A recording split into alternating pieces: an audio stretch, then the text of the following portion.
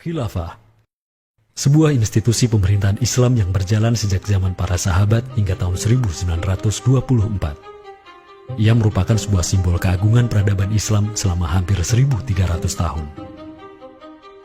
Setelah hampir seabad pasca keruntuhannya, kini ia kembali mencuat sebagai isu yang begitu hangat di tengah masyarakat.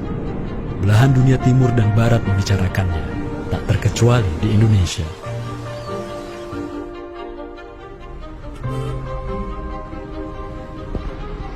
Perdebatan tentang khilafah tak terhindarkan. Apakah ia pantas diterima atau tidak di zaman modern saat ini? Kita tahu khilafah atau kehilafahan Islam itu di Nusantara bukan hal yang baru. Ya, sudah ada hubungan relasi antara kesultanan-kesultanan dan kerajaan Islam Nusantara dengan kehilafahan di Turki Utsmani atau wilayah Arab secara keseluruhan itu sejak abad ke-7.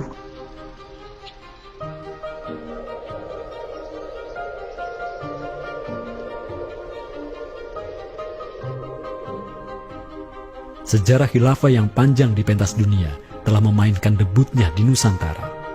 Islam yang diemban para punggawanya telah menjadikan Nusantara jaya dan menjadi sumber utama perlawanan terhadap para penjajah. Inilah kisah tentang Nusantara dan jalinannya dengan sang negara adidaya. Inilah kisah tentang khilafah yang menjadikan rakyat Nusantara sebagai satu umat dengan Muslim sedunia. Inilah kisah tentang jejak khilafah di Nusantara.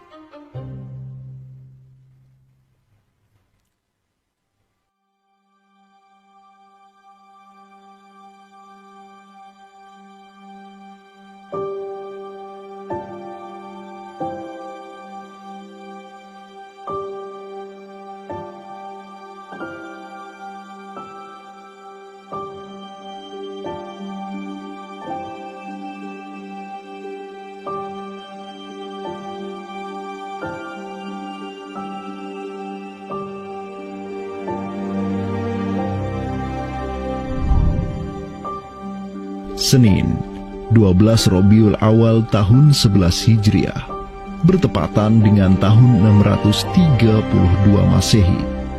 Seluruh langit dunia dirundung mendung.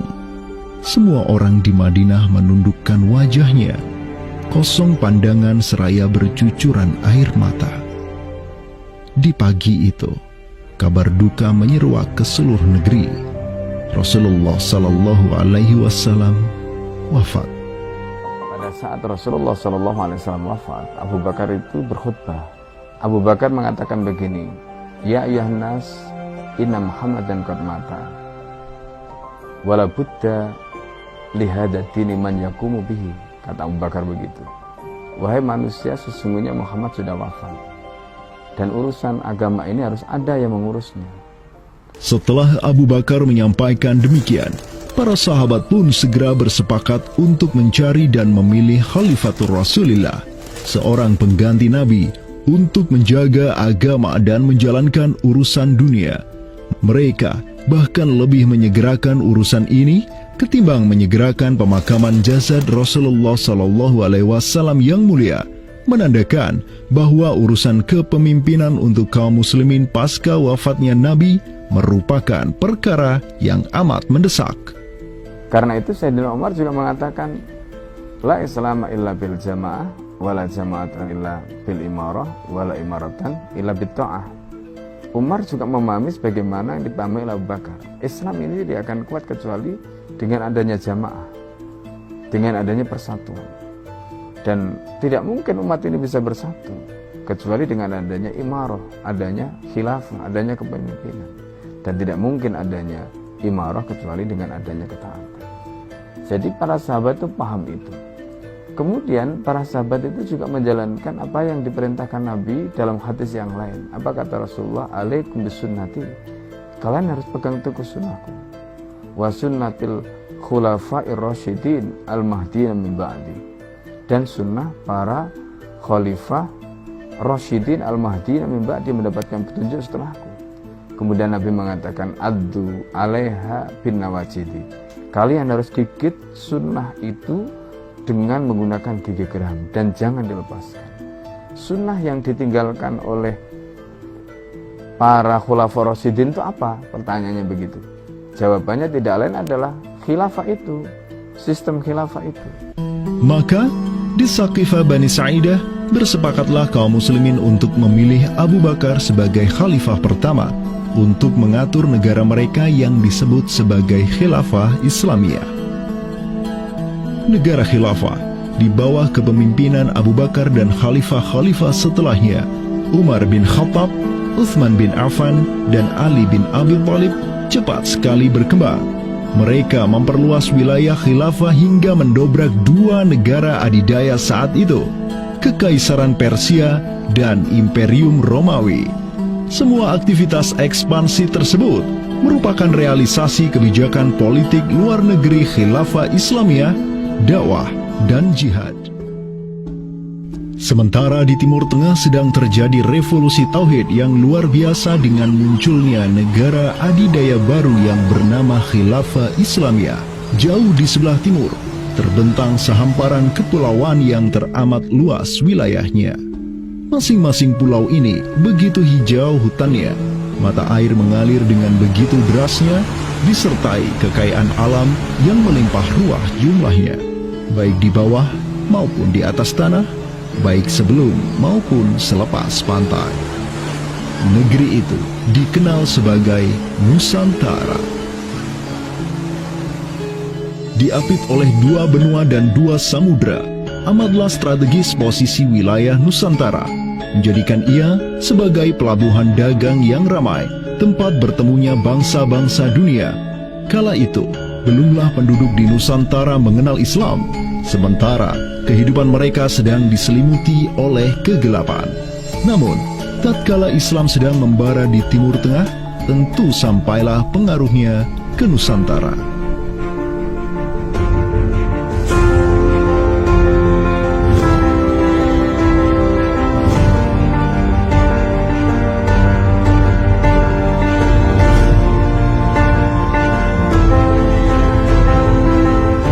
Saya ingin mengutip apa yang pernah dinyatakan oleh Buya Hamka ya di dalam buku beliau dari Perbendaharaan Lama, termasuk juga buku beliau yang judulnya Sejarah Umat Islam, yang beliau menyatakan bahwa sesungguhnya teori yang kita tahu bahwa Islam masuk ke Nusantara itu berasal dari Gujarat pada abad ke-12 sampai 15 Masehi, itu sebetulnya tidaklah tepat sepenuhnya. Karena apa? Karena Buya Hamka memiliki pandangan ataupun penjelasan terkait dengan kapan sesungguhnya Islam masuk ke Nusantara, ke Indonesia. Beliau menyatakan bahwa Islam masuk ke Nusantara itu jauh sebelum teori Gujarat.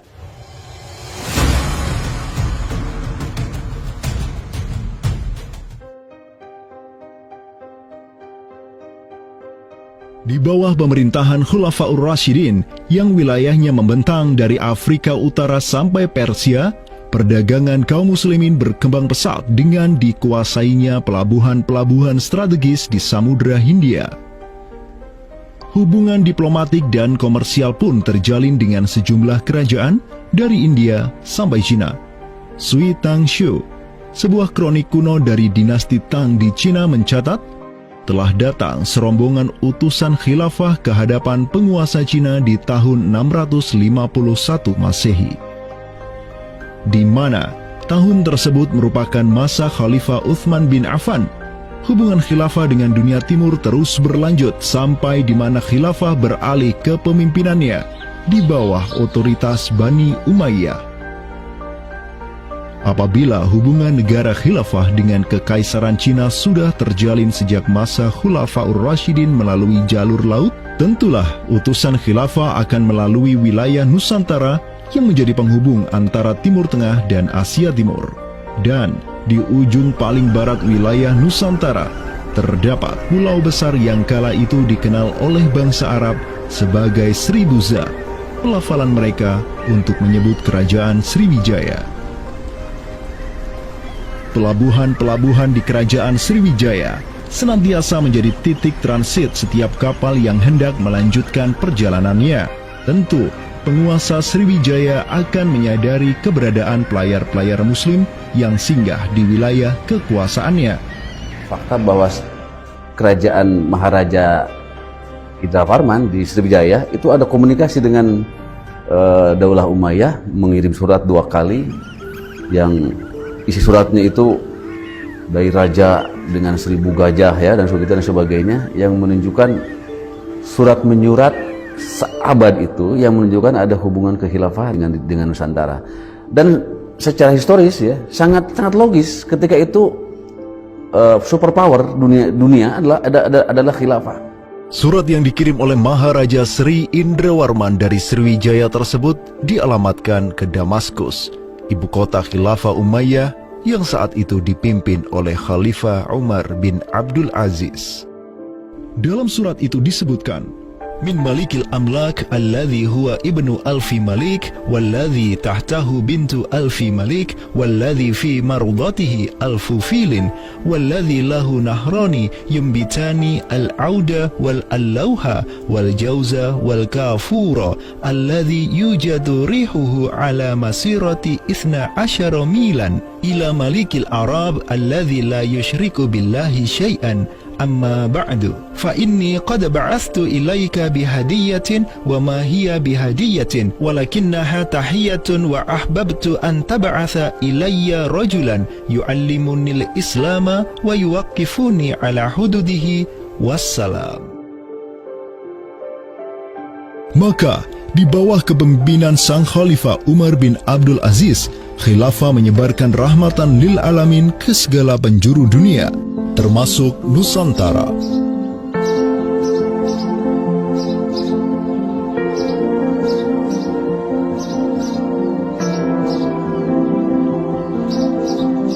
Seperti sekarang Amerika atau Eropa kan ada hubungan dengan semua negara karena dominasi politik, ekonomi mereka, budaya dan sebagainya. Saat itu penguasa dunia atau superpower adalah dunia Islam, institusi politiknya khilafah, maka sangat logis kalau ada relasi dengan berbagai semua negara.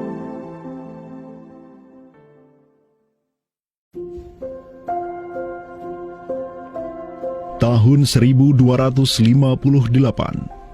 dari arah timur datanglah segerombolan pasukan yang mengerikan.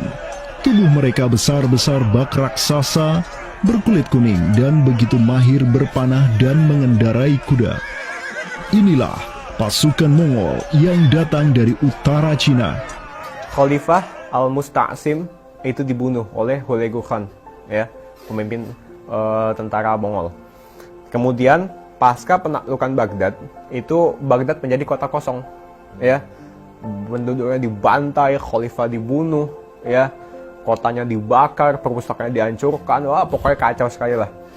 Nah, tapi ternyata banyak keluarga Abbasiyah, ya, dinasti Bani Abbasiyah yang dia itu selamat dari pembantaian orang-orang Mongol, dan mereka itu akhirnya berdiaspora, mengungsi, ya.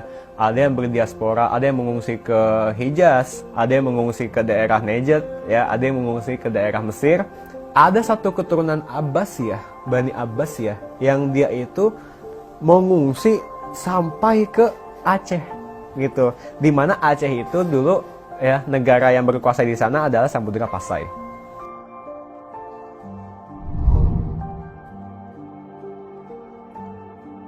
Terdapat 3 orang Bani Abbasiyah yang diketahui dimakamkan di Aceh, yakni yang pertama Sodrul Akabir Abdullah bin Muhammad Al-Abbasi, keturunan Khalifah Al-Mustaunsir Billah.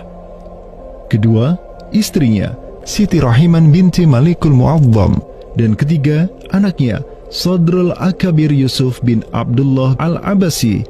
Mereka bertiga dimakamkan di kompleks yang sama.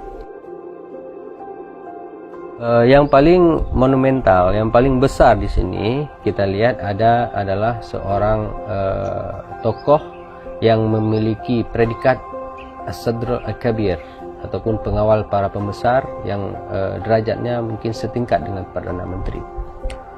Beliau bernama Abdullah bin Muhammad bin Abdul Qadir bin Abdul Aziz bin Al-Mansur Abi Ja'far Al-Abbasi, yang mana genetika beliau yang daripada Al-Mansur ini sendiri, yang merupakan kakek buyut daripada Abdullah ini, adalah seorang khalifah dari Bani Abbasiyah. Bani Abbas ini yang terkubur di Aceh, ya, Lok Sumawe ini, ayahnya ini, ya, Muhammad bin Abdul Qadir, ternyata dia itu dicatat oleh Ibnu Battutah, ya, dicatat oleh Ibnu Battutah dalam rihlahnya kitab Tuhfatun Nazar, ya. Nah, dia itu ayahnya Abdullah bin Muhammad Sodrul Akabir yang di Pasai itu menjadi gubernur, ya, menjadi gubernur di mana, di daerah India, gitu, dicatat oleh Ibnu Battutah, gitu, ya. Dan Ibnu Battutah mencatat sultan-sultan di India itu begitu hormat, ya, begitu taat, dan mereka itu memuliakan keturunan Khalifah Abbasiyah ini, ya, keturunan Khalifah Al-Mustansir billah, begitu. Nah, ini mengindikasikan bahwasanya apa? Sultan-sultan India itu begitu memuliakan, dan mereka itu dalam satu riwayat lain juga membaiat Khalifah Abbasiyah yang ada di Mesir. Sementara sultan-sultan di India, ya, Kesultanan Islam di India itu punya hubungan erat dengan Samudra Pasai, begitu. Nah, di sini kita bisa menduga kuat bahwasanya Samudra Pasai itu juga berbaiat kepada Khalifah Abbasiyah. Samudra Pasai pada masa itu berbaiat kepada dinasti sebelum Utsmaniyah berkuasa, yaitu kita menduga dan meyakini hal tersebut sesuai fakta-fakta yang kita temukan di lapangan, bahwa Madinatul Sumatera ataupun Jaziratul Jawi, Samudra Pasai itu berbaiat langsung kepada dinasti Abbasiyah. Sultan Zainal Abidin bin Ahmad bin Malikus Zahir bin Malikus Saleh, penguasa Pasai di masa Sodrul Akabir Abdullah Al-Abbasi hidup, menyatakan baiatnya kepada Khalifah Al-Mutawakkil 'alallah di Kairo di awal abad ke-15. Begitu pula sebelumnya, Sultan Muhammad bin Tughluk di Delhi diikuti oleh Sultan Jalaluddin Muhammad dari dinasti Raja Ganesh di Bengali, dan penguasa dari dinasti Utsmaniyah di Turki, Sultan Bayazid pertama. Seluruh sultan di dunia Islam menyatakan baiatnya kepada Khilafah Abbasiyah semenjak gelombang badai Mongol berhasil dihentikan oleh pahlawan-pahlawan Mamluk. Pusat Khilafah Abbasiyah kini berpindah ke Kairo, Mesir, dan menjadi magnet kaum muslimin global. Dari pusat khilafah inilah dakwah Islam mulai bangkit kembali dan menggencarkan aktivitasnya dengan mengirim berbagai juru dakwah ke seluruh penjuru alam. Dengan Samudra Pasai yang mendaulatkan dirinya sebagai Darul Islam yang berbaiat kepada Khalifah, Samudra Pasai mengemban tugas untuk mengubah seluruh Asia Tenggara dari Darul Kufri menjadi Darul Islam. Sultan Zainal Abidin Ra Ubabdar dibantu oleh putra Sodrul Akabir Abdullah bin Muhammad Al-Abbasi, yakni Yusuf bin Abdullah, yang di pucuk pusaranya tertera nama kakeknya Khalifah Al-Mustansir billah, banyak menaklukkan wilayah-wilayah yang belum Islam di Sumatera dan Semenanjung Malaya. Seperti Ra Ubabdar. Ra Ubabdar itu berasal dari dua kata, Ra dan Ubabdar, yang mana artinya adalah penguasa gelombang. Ini adalah sebuah predikat yang sangat luas sebenarnya maknanya.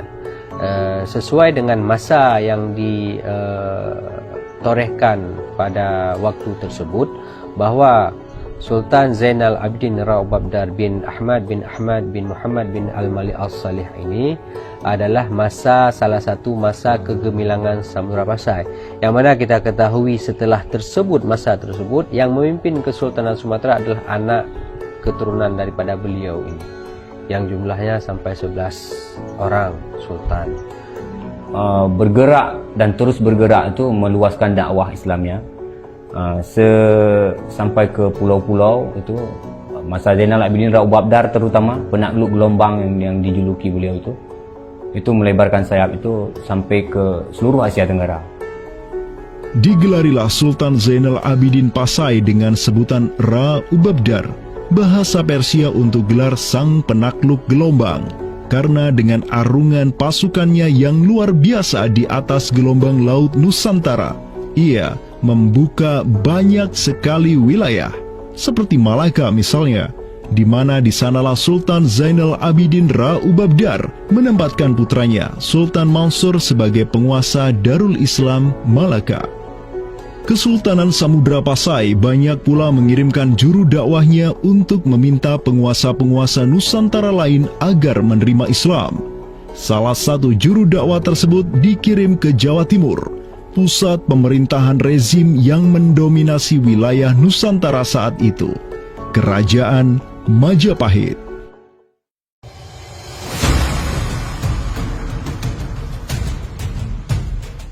Gresik, Jawa Timur. Di kota yang hanya berjarak 60 km dari Trowulan, ibu kota Kerajaan Majapahit, terbaring jasad mulia di atas pusara marmer yang begitu indah. Inilah kubur seseorang yang menginisiasi tegaknya Islam di tanah Jawa, Maulana Malik Ibrahim, yang kemudian dikenal sebagai Sunan Gresik. Malik Ibrahim adalah seorang yang berkedudukan tinggi di lingkaran kuasa Samudra Pasai, terlihat dari gelarnya yang bertajuk Umdatus Salatin wal Wuzara, pondasi para sultan dan wazir, di mana gelar tersebut adalah gelar untuk wakil Sultan Samudra Pasai, sebagaimana yang dicatat oleh Ibnu Battuta. Gelarnya yang lain seperti Burhanud Daulah Waddin, penerang negara dan agama, adalah gelar yang disematkan kepadanya selayaknya gelar-gelar yang diberikan Khilafah Abbasiyah kepada pejabat-pejabat penting daulah, sebuah gelar yang begitu politis sekaligus agamis.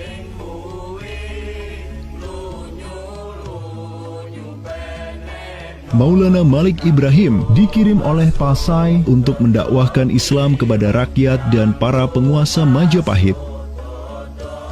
Banyak orang-orang dari kesultanan ini, Kesultanan Samudra Pasai, yang itu berbaiat langsung ke khalifah, itu mengirim orang-orang atau orang-orang Pasai itu banyak bermigrasi ke daerah-daerah lain di Nusantara. Misalkan ya, kalau kita perhatikan makam tertua ya, salah satu makam tertua di Jawa yang sekarang terletak di Gresik, siapa orangnya ya? Pemilik makam ini itu adalah Maulana Malik Ibrahim. Maulana Malik Ibrahim ya, kalau kita perhatikan makamnya yang di Gresik itu sama persis gayanya dengan apa? Dengan makam-makam yang ada di Pasai, begitu. Nah, ini merupakan bukti bahwasanya Sunan Gresik itu pernah ada di Pasai ya, dan dia itu ya tahu sendirilah ya, bahwasanya Maulana Malik Ibrahim yang kemudian dikenal juga sebagai Sunan Gresik itu merupakan salah satu dari Wali Songo. Bersama kakek, paman, keponakan, cucu cicit dan murid-murid pilihannya yang kemudian disebut Wali Songo, Maulana Malik Ibrahim berdakwah di Jawa dan menyebarkan Islam di kalangan penduduknya. Mereka mendapat sokongan penuh dari negara yang berkuasa di Samudra Pasai, kesultanan yang berbaiat kepada Khilafah Abbasiyah. Dakwah mereka terus berkembang, perlahan namun pasti, dan mulai melumat persendian kuasa Majapahit yang mulai keropos akibat kekacauan internal mereka sendiri.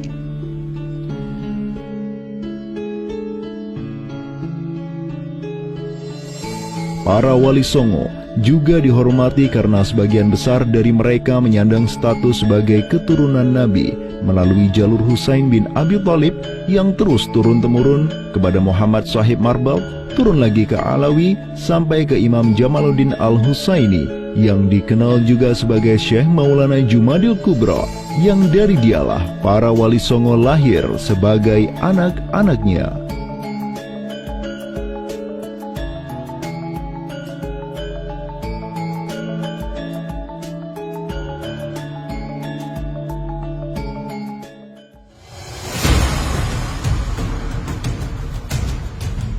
Bertolak dari Gresik, dakwah para wali menyebar ke kota-kota lainnya di Pulau Jawa, bahkan sampai keluar Jawa seperti Maluku, Ternate, Makassar, Kalimantan, dan sebagainya. Selain kalangan rakyat, banyak pula pejabat-pejabat Majapahit yang tercerahkan dengan Islam dan sukarela mengucap syahadatain seperti para adipati Majapahit di Palembang, Cirebon, Semarang, Pekalongan, Jipang sampai Mataram. Tak tanggung-tanggung, di antara mereka yang berislam bahkan merupakan sang putra mahkota Majapahit sendiri, Pangeran Jimbun alias Raden Patah, yang merupakan buah dari pernikahan Raja Brawijaya kelima dengan seorang putri Cina. Ketika dewasa, Raden Patah belajar kepada Sunan Giri di Surabaya, kemudian diangkat menjadi Adipati Demak oleh ayahnya. Kemudian, di tahun 1478, Brawijaya kelima digulingkan oleh pesaingnya dari Kediri, Girindra Wardana. Tahta Majapahit yang diduduki oleh musuh ayahnya lantas membuat Raden Patah di Demak beserta seluruh elemen Islam di Jawa pimpinan para Wali Songo bangkit berjihad melawan Girindra Wardana dan penerusnya Patih Udara. Mereka terus berjihad dengan penuh keberanian hingga akhirnya berhasil melumat kekuasaan Majapahit yang dipegang oleh para pemberontak dari pihak Girindra Wardana dan Patih Udara. Kaum muslimin pun meraih kemenangan, hingga akhirnya mereka berhasil memproklamirkan berdirinya sebuah daulah Islam pertama di Tanah Jawa, Kesultanan Demak, pada tahun 1482. Digelari Raden Patah sebagai Senopati Jimbun Ningrat Ngabdurrahman Panembahan Palembang Saidin Panatogomo, atau dengan gelarnya dalam bahasa Arab, Sultan Syah Alam Akbar Al-Fatah. Dialah Sultan yang telah memfutuhat Jawa menjadi Darul Islam. Dengan berdirinya Demak sebagai daulah Islam pertama yang berdaulat di Tanah Jawa, bertambahlah kuat bargaining politik Islam di kawasan Nusantara bersama-sama dengan Kesultanan Samudra Pasai di Sumatera, Kesultanan Malaka di Semenanjung Malaya, Kesultanan Brunei di Borneo, Kesultanan Sulu di Filipina, begitu pula Sultan pertama di Ternate, Sultan Zainal Abidin, yang pernah menimba ilmu ke Jawa di bawah bimbingan Sunan Giri. Dalam rentang abad yang bersamaan, kemenangan daulah Islam di kawasan Nusantara juga diiringi dengan penaklukan Konstantinopel, ibu kota Romawi Timur, oleh salah seorang sultan dari Bani Uthmaniyah, Muhammad Al-Fatih. Penaklukan Konstantinopel sekaligus menandakan tamatnya riwayat Imperium Romawi Timur untuk selama-lamanya.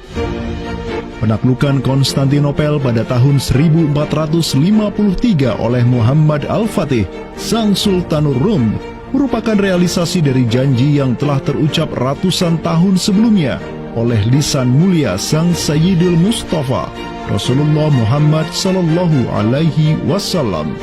Sungguh, Konstantinopel akan benar-benar ditaklukkan.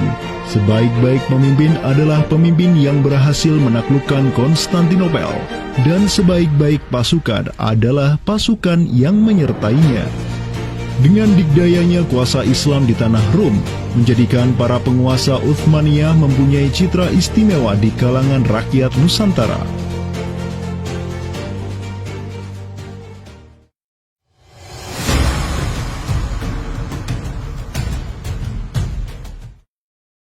Namun demikian, dikala penaklukan demi penaklukan sedang digencarkan oleh tentara Islam mulai dari Rum sampai ke Nusantara, penaklukan yang sama juga digencarkan oleh tentara Kristen di ujung paling barat dunia Islam, Andalusia.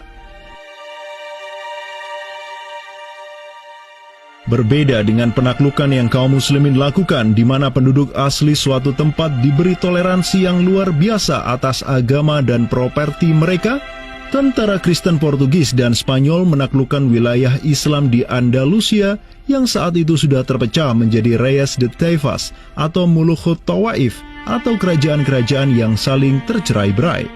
1492, kekuasaan Islam terakhir di Andalusia, Granada, berhasil ditaklukkan oleh suami istri yang menjadi penguasa Spanyol, Fernando de Aragon dan Isabella de Castilla. Penaklukan kembali wilayah Andalusia menjadi negara Kristen yang mereka sebut Reconquista telah menyebabkan populasi kaum muslimin di sana tersapu bersih, entah karena diusir, dimurtadkan, atau dibunuh. Selain Reconquista, kaum Kristen Spanyol dan Portugis juga mempunyai motif ekonomi untuk menjadikan diri mereka kaya, yakni dengan mencari jalur rempah di Samudra Hindia yang saat itu merupakan potensi sumber daya alam yang luar biasa. Program mereka untuk mencari rempah di Samudra Hindia mereka sebut sebagai Estado da India. Kita sering dengar dengan istilah 3G gitu kan. Glory, Gospel, dan Gold gitu kan. Jadi ya mereka ingin ekspansi, mereka ingin menyebarkan misi agama mereka, dan mereka juga ingin mencari gold. Goldnya sini adalah justru adalah rempah gitu kan. Begitulah betapa berharganya rempah pada saat itu, sampai 1 gram pala dihargai dengan 2 gram emas gitu kan. Paus Alexander ke-6, pemimpin kaum Kristen saat itu, begitu mendukung hasrat Portugis dan Spanyol untuk menjelajah dunia dan menyebarkan Kristen. Maka, berangkatlah gelombang penjelajah Portugis yang disertai pasukan dan senjata untuk menaklukkan dunia Islam di Samudra Hindia.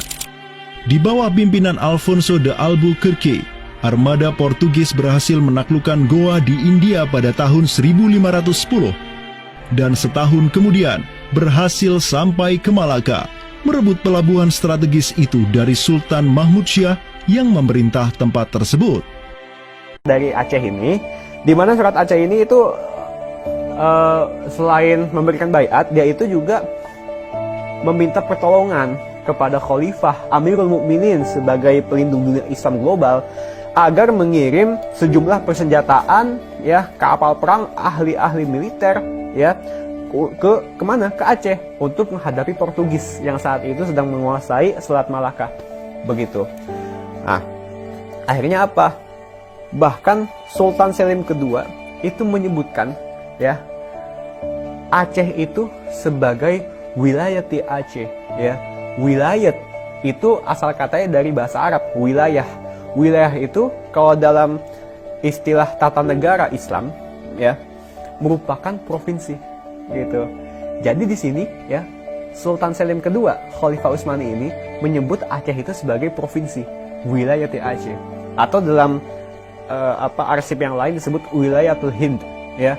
Kemudian kalau dari segi kerjasama militer, ya itu dengan ditandai dengan pengiriman artileri perang yang cukup luar biasa, yang bahkan sampai yang namanya meriam-meriam monster dalam meriam penghancur, dan kemudian tim ahli pembuat meriam yang dikirimkan dari Turki ke Aceh Darussalam. Tapi ya qadarullah, ternyata saat itu terjadi pemberontakan di daerah Yaman ya. Pasukan-pasukan yang seyogyanya dikirim ke Aceh itu dialihkan ke Yaman ya. Walaupun dialihkan ke Yaman untuk memadamkan pemberontakan di sana, tapi tatkala pemberontakan itu selesai, apakah misi ke Aceh itu tetap berlanjut? Lanjut ya, tetap berlanjut. Nah, akhirnya sejarah mencatat bahwasanya ada 2 kapal galeon ya, 2 kapal perang besar yang dimana isinya merupakan perwira-perwira ahli militer dari Utsmaniyah dikirim ke Sultan Alauddin Riayat Shah Al-Qahar ya. Nah, dan ini ya menurut Profesor Amirul Hadi ya, jumlahnya 400 ya. Janissaries, tentara elit Utsmaniyah, dikirim ke Aceh.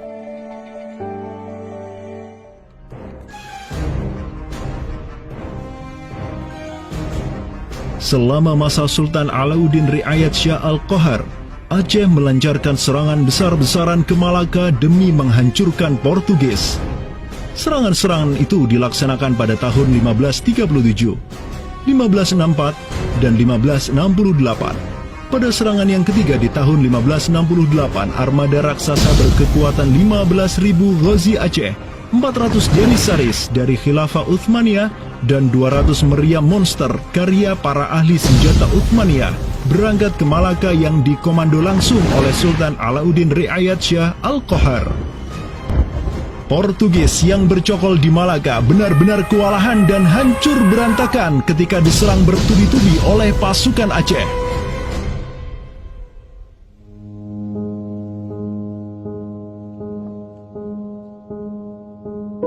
Walau demikian, Portugis berhasil bertahan karena dibantu oleh sekutu-sekutunya dari Johor dan Kedah. Banyak korban yang berjatuhan baik dari pihak Aceh maupun pihak Portugis. Begitu pula ada beberapa Janissaris Uthmaniyah yang turut gugur dalam jihadnya di kawasan Nusantara ini. Ada satu daerah di kawasan Bandar Aceh ini, Bandar Aceh Darussalam itu Kampung Bitai. Itu tempat para tentara-tentara Turki syahid. Kemudian dimakamkan di Bitai.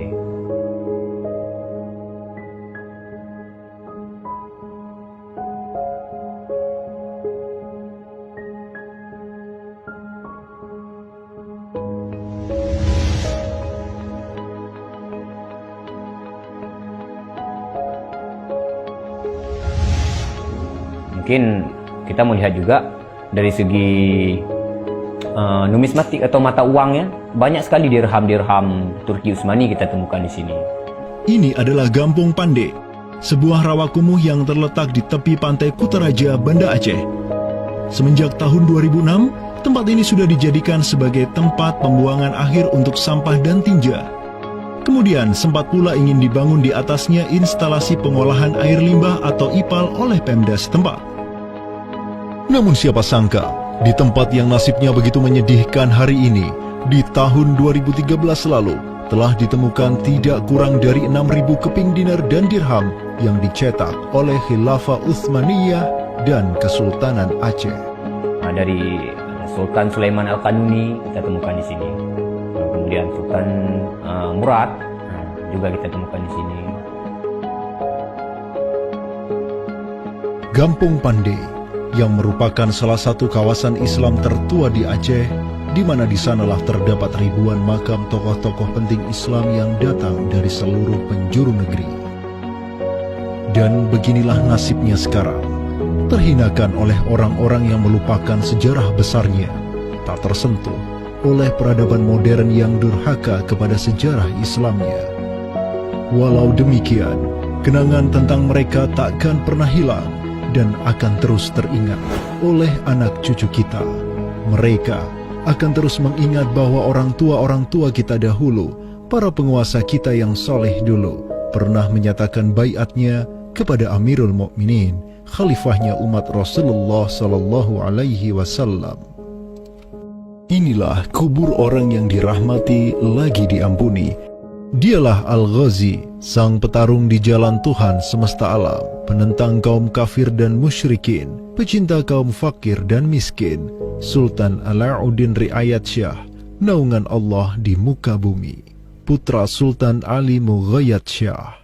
Semoga Allah menyiramkan rahmat ke atas pusaranya dan menjadikan surga tempat kediamannya.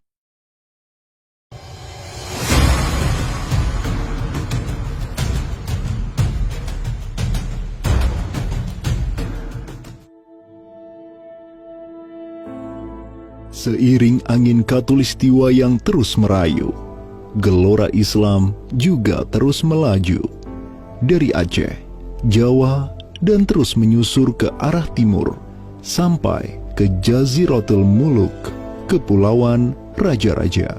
Di Maluku, yang juga dikenal sebagai Kepulauan Rempah-Rempah, ada begitu banyak raja yang berkuasa di masing-masing pulaunya.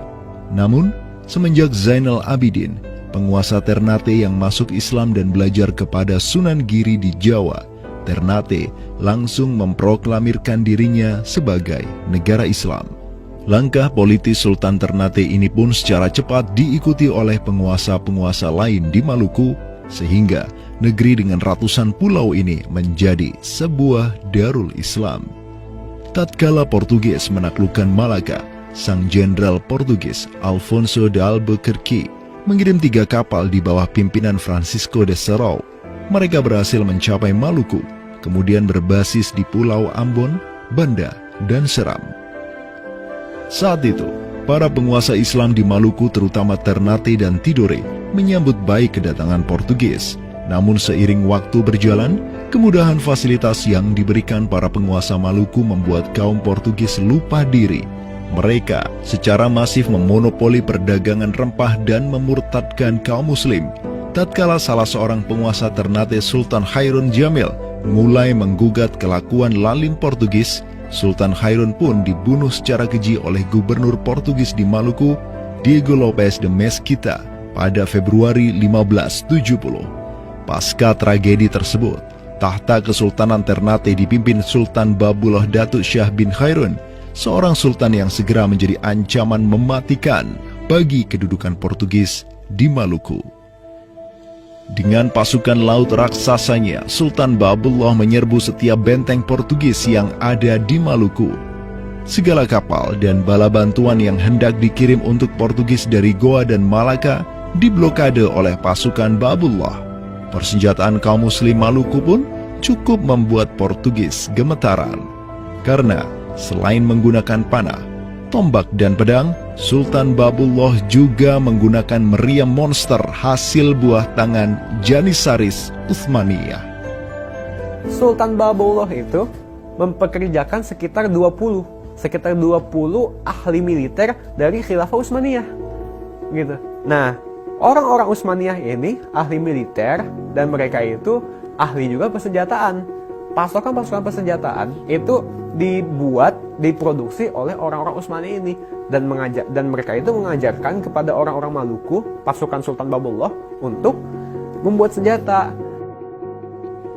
20 orang Utsmaniyah ini merupakan sebuah tim ahli senjata yang menjadi bagian dari pasukan Khilafah Utsmaniyah yang dikirim Khalifah Selim II kepada Sultan Alauddin Riayat Shah Al-Qahar di Aceh.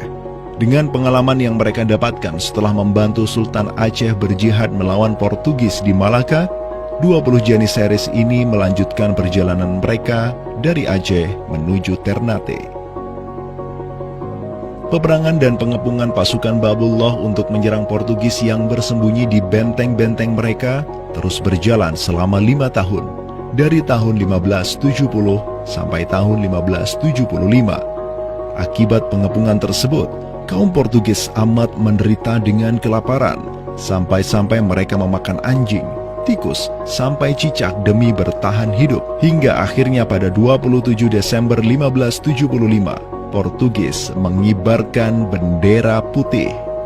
Mereka pergi dari Maluku untuk selama-lamanya dengan rasa malu yang tiada terperi. Sultan Babullah yang terus berkuasa sampai tahun 1583 terus mengekspansi banyak wilayah di timur Nusantara untuk menjadi Darul Islam. Raja Makassar, Karaeng Bonto Langkasa, berhasil Babullah Islamkan sehingga Makassar menjadi Darul Islam. Begitu pula dengan Luwuk, Banggai, Mindanao, Nusa Tenggara, Aru, Halmahera, Jailolo, Bacan, hingga Papua. Semuanya tunduk kepada Sultan Babullah sehingga ia dijuluki sebagai penguasa 92 pulau. Dengan prestasi yang demikian luar biasa, tentu Babullah tidak berdiri sendiri. Ada ikatan solidaritas dengan sultan-sultan Aceh, Jawa, sampai Filipina. Ikatan sebagai satu umat. Ikatan dengan satu akidah, akidah Islam. Ikatan dengan satu semangat, semangat jihad. Dan ikatan dengan satu kepemimpinan, karena seluruh sultan di Nusantara tunduk dan begitu hormat pada Khilafah Utsmaniyah.